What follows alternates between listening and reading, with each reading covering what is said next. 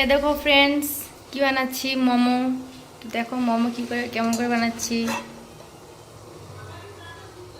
এই দেখো মোমো একদম ধোয়া বের হচ্ছে। দেখো কে খাবে মোমো, চলে এসো। এই দেখো গরম গরম মোমো। অনেক দিন ধরে ভাবছি খাবো, তো আজকে ফাইনালি মোমো বানিয়ে নিলাম।